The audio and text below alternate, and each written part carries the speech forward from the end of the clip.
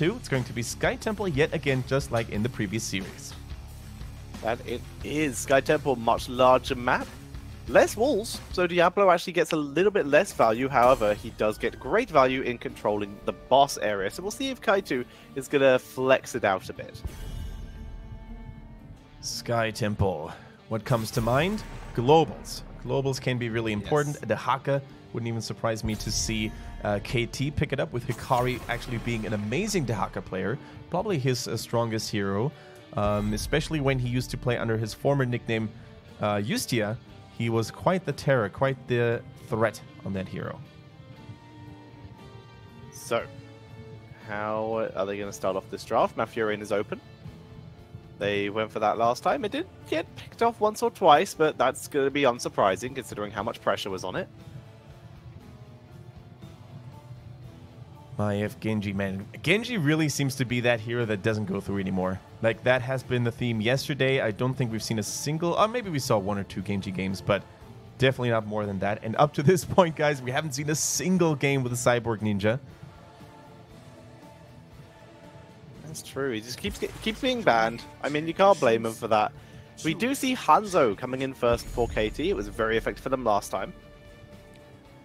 All right. Hanzo did do a lot of work for Hate last game, and although he wasn't the greatest of team fight asset, he wasn't really the greatest of team fight damage dealer. His map awareness and his PvE prowess really helped his team to make it all the way through. And Sky Temple, though, how much of that can he use? He's definitely going to be a little more team fight centered in that map. But a player like Hate can definitely do it.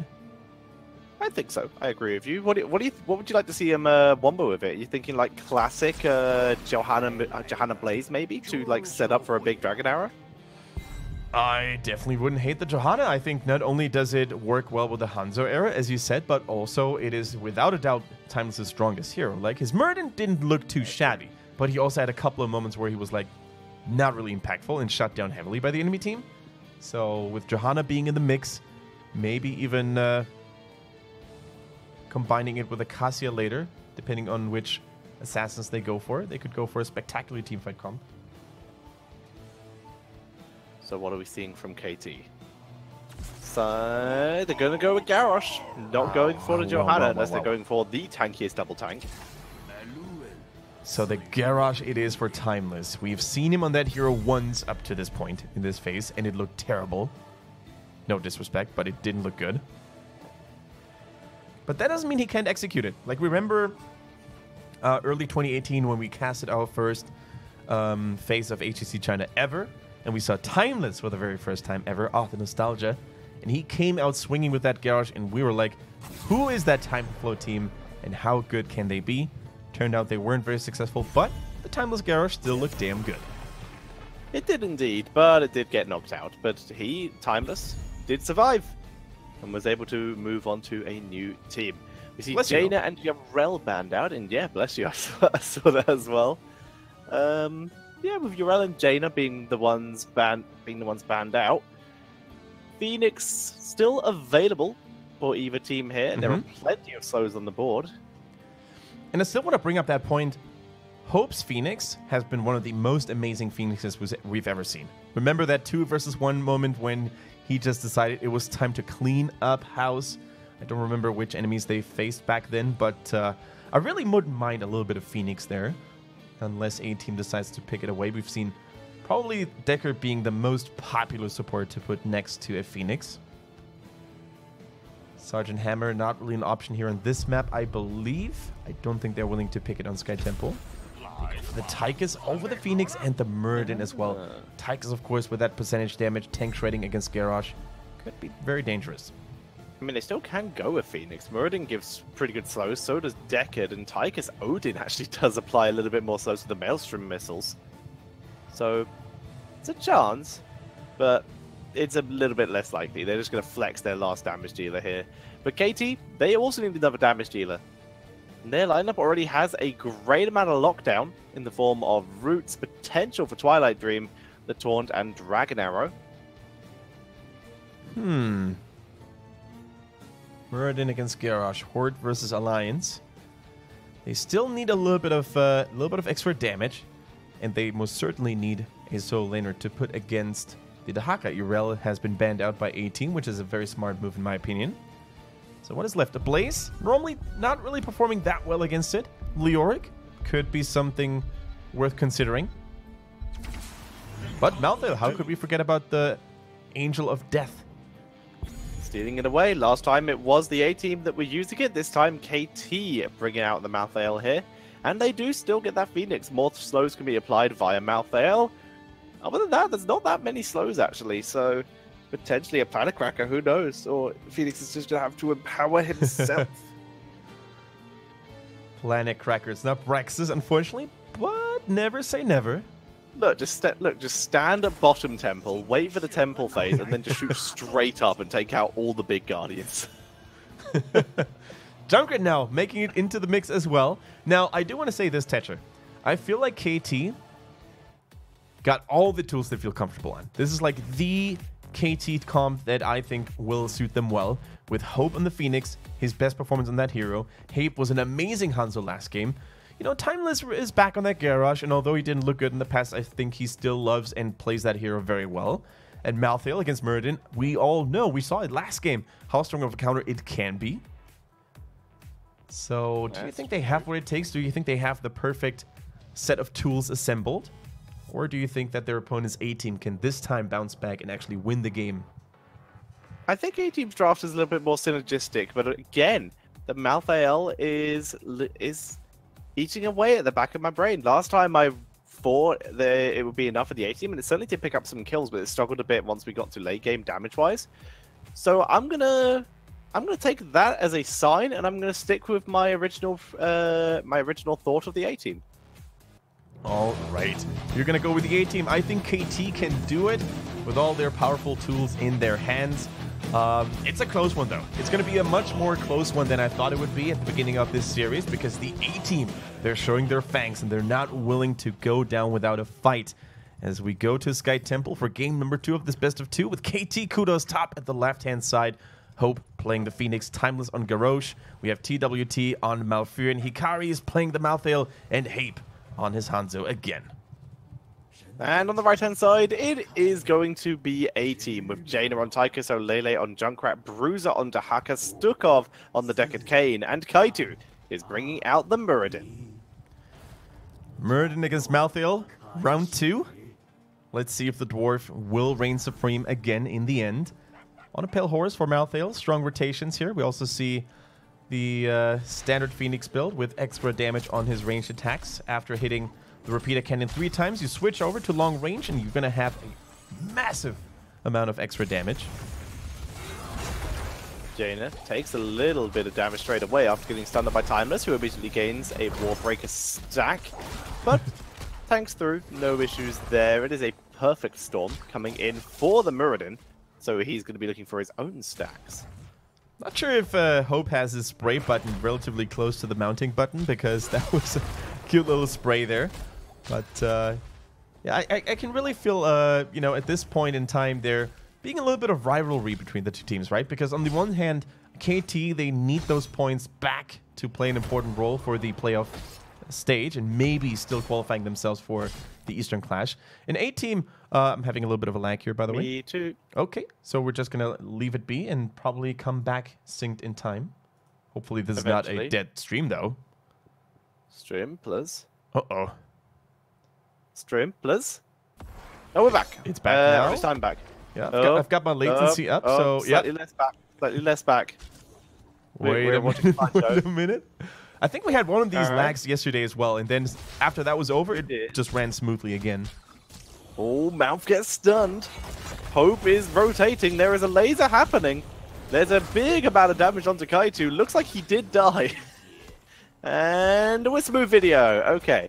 I got up to 21.53. 22? You know what? Let's keep it. Close enough. We'll make it work. 22 on the dot. All right. So First Blood unfortunately missed out because of quick clean feed issues here, but we're back, guys. Kudos to the Chinese production team in general, because the clean feed has been running smooth like a baby butt, as we would say in Germany, all week long. This phase has certainly been one of the smoothest ones in terms of technical issues, so it's pretty wonderful. Now that we go back into the laning phase, we're going to have level 4 hit by both teams. Temples will be spawning shortly as well. All right.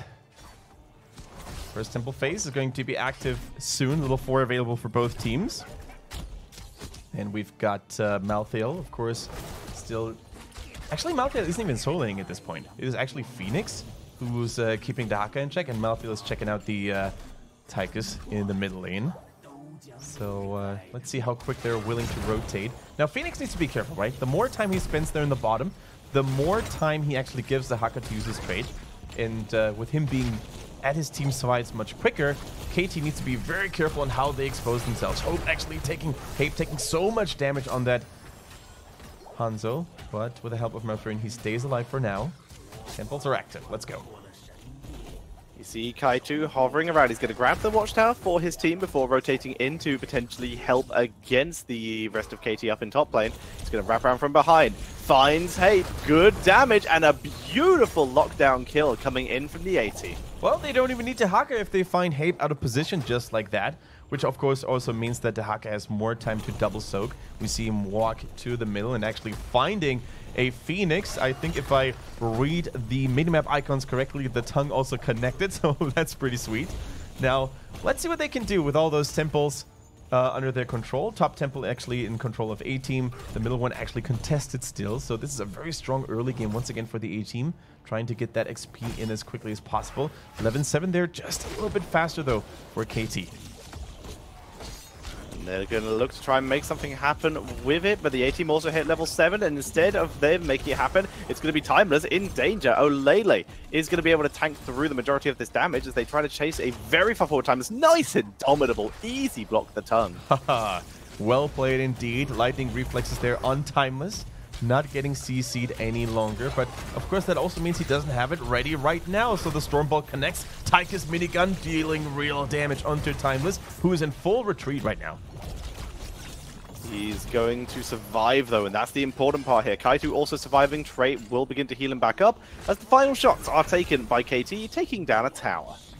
Taking down the tower, Kaito going back in immediately. A massive triple stun by Timeless, who's taking return damage now, unfortunately, though. As we see them survive. Everyone survives. I really thought that at least Kaito or Timeless would die in that fight due to how well they were playing in the front line, but how much CC was being dropped and thrown around the fight. So really cool to see that they actually got out. Stukov goes back for mana. Everyone else begins to rotate. This will be a kill, however. Nice move by Jaina, who nearly dies to minions, but dashes to freedom. Dashes to freedom, and I also think picked up a globe there as a last emergency measure. Have had already been there on the Hanzo. Gets actually flung back into the backline by his Overwatch companion, Olele. And Murden tries to cut the flight path. Now needs to be super careful himself, though, not to fall victim. He actually does get slowed and hit by Garrosh, but makes it back in time. Grandpa, Decker Kane got you. Decker Kane, in fact, got you. Hydration is important. Deckard will provide. As Kaito gets tossed back onto Jaina, and as such took a little bit of damage. Jaina going very deep despite the amount of damage he is taking, and Timeless will get dropped here by that minigun. The minigun, of course, reinforced by In the Rhythm at level 4, which is going to increase the duration of the minigun the more Tychus actually gets to channel it against enemy heroes. And so far, he's been doing a wonderful job at it. The bigger they are against Tychus, against the Garrosh, not the most useful of tools most of the time. It's good against super beefy tanks, sometimes like the Dibbles, like super high HP tanks, I should say, but against the Garrosh, personally, I also prefer In the Rhythm. Yeah, high HP tanks is a better terming due to the fact that there is only one beefy tank, and that is ETC. As we see Olele taking out the mercenaries as quick as he can, with the help of Kaito. And that's going to put some pressure, but the counter mercenaries for KT are looking good as well as level 10 hit for both teams. Isolation, Riptire, Stay One, Listen, the Commandeer Odin, and the Avatar versus the Twilight Dream coming in here. No Tranquility. They really do want that burst. See if they can maybe lock down that Dahaka, perhaps would be perfect. And of course, Tyke's a little bit short of range as an assassin outside of Odin form. Dragon Arrow, the Taunt, of course, the Purification Salvo, going to empower his own stuff, and it is the last rites. Up to this point, it's a pretty patient long distance poke battle up to this point. Kaito immediately taunted, uses the avatar though, and is now more tanky than ever. The Riptire is coming through, trying to go the garage, and they get Timeless. An important pickup here. Malthael is nowhere to be found. He's still soaking in the top lane. Dehaka, of course, with the global coming in there much more quickly. Phoenix still caught with one leg, takes the tongue as well. Are they going to get the Protest? No follow-up If damage. everyone had stayed there, I think they really thought it was done. The only one who really thought they could still pick something up was Bruiser, and he was right. Yeah. But the Temple in this case prioritized higher. They're going to be able to push in and get at least another tower from this. Phoenix is a big boy. He's got a big model, you know. He tends to get trapped by a lot of those skill shots and abilities. That's true. Now, hey, he needs to be careful. He's gotten caught many times in the past now, that Hanzo, giving a huge advantage over to the 18. For now, what do they have left here? Murd and Tychus, they're all pretty low. The Temple still has a couple of shots left available. Steel Trap, procced by TWT. As the Hacker is finally going to start rotating up to the top lane. Experience up there is going to be very important at this stage, as level 13 might be available by the time Boss starts getting at least checked for both teams. Yeah, they definitely need to make sure that they stay close to the boss area. Dehaka shows himself in the top lane. Of course, he has that Brushstalker available, or he should have. Now, it looks like KT is going for an aggressive invasion. Once again, trying to pick someone isolatedly, but they only find Kaito and the Murden. That is not enough. So now, they're going to put some pressure onto the bottom fort. It's already been damaged pretty hard. So with those Siege Giants, they can definitely build up additional pressure. How much are they willing to commit to it, though? Moving forwards, looking for damage onto Timeless. Good concussion mine by Junkrat. The immediate turnaround taunt. Riptire will get a huge damage. A nice drag by Bruiser. Just superb. As Timeless goes down, Hope, cheeky teleport, but you cannot leave. Kaito follows him like he's attached by string, and they're able to move on to the boss. Yeah, hoping that Phoenix, he also led his enemy team right to the boss. Dying next to a boss is always a nice initiation signal, basically. And once again, it is Malthael who keeps missing the most important fights. It's a little bit of a bummer. I'm not going to lie. True, Malthael was trying to soak that level 13. True, he is relatively fast without, on a pale horse, but he cannot afford to miss every single team fight. Like, especially when KT and his allies, when they win for an aggressive invade. I think it was actually not necessarily only Malthael's fault here, but also Timeless and his boys making such an aggressive invasion and committing to a team fight when they realize they're not even 5 people. So, misplays all across the board for KT. This is very similar, very reminiscent of what we saw in Game 1. So for the A team, it's now of the utmost importance to maintain the momentum and to play it cleanly until the very end. Speaking of playing it clean, that was not a clean play by Jaina on the Tychus. Last right Dragon Arrow! And Tychus goes for a ride. Downtown kill. And A-team, they were able to... Why? They made an engage, and it turned into a huge kill on Tychus. Tychus normally has enough mobility to escape a Gyros combo like that. You see the Groundbreaker go in, you just dash to the right, and you're a safe Tychus over there. You're a happy man. As it is, he's now a sad man. Currently, he's a dead man. He'll be alive soon, though, in 7 seconds. As we see, Tychus, he can rotate down to his team. It's a single temple phase. I'm really surprised KT aren't trying to make the most of the time Tychus is dead. They're holding the middle temple for now, though. Malthael doing his job. He is one of the more solid temple holders because of his self-sustain there and all the neutral PvE minions surrounding him. Lily trying to get out of harm's way here with that concussion mine, back-to-back concussion mine to escape Garrosh's fangs. Very well done, but they get the value from the bottom temple. Now, if you look at the minimap and you actually count structures, KT is still slightly ahead, right? Because they still have that top forward. But if you look at the team fights and the kills they were able to pick up, A-team has so much momentum. So it's such a weird game in which, because of structural advantage and superior soaking from Malthael, KT is actually maintaining an experienced lead, although losing members over and over again in team fights. And KT, like you said, with that experienced lead, are going to hit 16 pretty quickly. The question is, what are they going to do with that? Right now, they're sort of just moving around the map, but very far onto their own side. Now that 16 is hit, you might see them start to move across, and in fact, they're going to try and get to Merlin here. Toss, taunt, and damage rights. Dragon Arrow was used again. That was not required. Bruiser coming in to help, and is instead going to be a donation. How lovely. Deckard, though, with the heals. Is it enough? Concussion mine, but Bruiser will go down. Bruiser goes down, and no more frontline available for the A-team, and that is bad news for them. Just when they were having enough mercenary and minion pressure in the top lane actually to get something done, well, looks like that is now a dream of the past, because all the momentum came to a halt. They're trying to get even more. Timeless is greedy. Timeless is trying to go for the Junkrat. Doesn't successfully make it though. Concussion Mine, pretty good ability. Yes, it is, especially with Ripper Air already online, as we saw at level 13. 16 finally hit for the A-team as well. In this case, Junkrat is the cooldown reduction on his grenades every time he hits a target for even more poke, but not going with any crazy AoE spread volley, which is also the other talent we sometimes see. None of those triple shots. Never seen someone go to triple shots. Indeed. It's a good tank shredder, don't get me wrong, if you hit those repeater cannon attacks against beefy targets like the Muradin or the Dehaka. Let's see how much damage Hope is going to be able to inflict after all. Only one temple available, no boss, no mercenary, so this is a clear state of the game right now for both teams. Relatively easy to read. It's going to be another full team fight, I believe. Muradin needs to be very careful, though. All the heroic abilities are ready. Yep, double check. Here goes the taunt and the execution on Junkrat, who they found in No Man's Land. TWT gets absolutely wiped by the Scroll of Sealing. Hikari is in danger as well. Nice pickup there by Jada as they move forward. Sorry, by Muradin picked up the kill. The salvo counter damage. Bruzo clutch healed by Stukov. Wow. He was so low. And they turn it round and take out the Phoenix. They take out the Phoenix, and as you said, ladies and gentlemen, the Stukov on Decker Kane providing so much heal, getting that armor, which actually lowers the damage onto... Never mind, Kaitu is mad and angry at his opponents there. He finds Hape yet again, a 4-man kill against KT. That is bad news. We're going to take another look at that. Junkrat gets blown to pieces, but so does Malfurion, who's kind of in a bad spot. He tried to get away with that ice block, but the stay a while and listen hits every single member of KT. There goes the salvo. Not enough damage, just short of a little bit.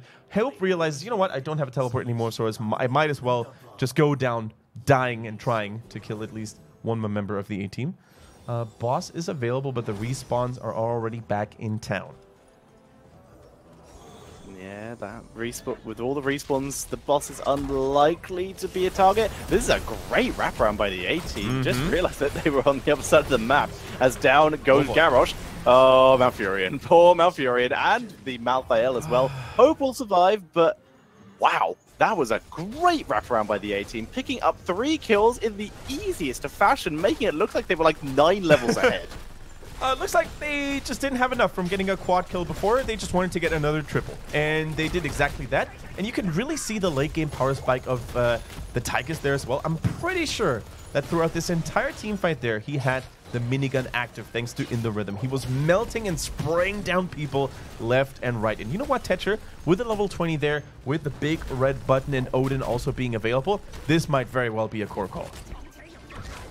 Might be, actually. They're going to move into the bot lane. Dehaka is going to clear mid lane one more time, giving them a little bit of extra experience just in case this does not work. But they are moving forward. Kaitu already there, setting up, seeing if anyone's defending this. Right now, no one's defending this. Phoenix has finally ported back, so everyone is alive. 5 versus 5. Double mercenary camps and a boss for the A-team, moving at minimum towards this keep and maximum towards the Timeless. CC is landed. There's the torch while in mid-air. Muradin in trouble. Last rites. The Trent actually gets the kill, but down goes both of the tanks for both teams. Hope in serious danger of being locked down by Bruiser. Riptide is going to try and chase him down, but it dies to the core. But the boss still at about 2/5 health. The Siege Giants coming in from behind as well. A-team looking to try and close this out with that big red button as Stukov is dropping low, but not as low as the core, as that goes down to 0. GG! And the A-team takes game number 2, and they are able to grab themselves a point. Tychus in full carry mode here.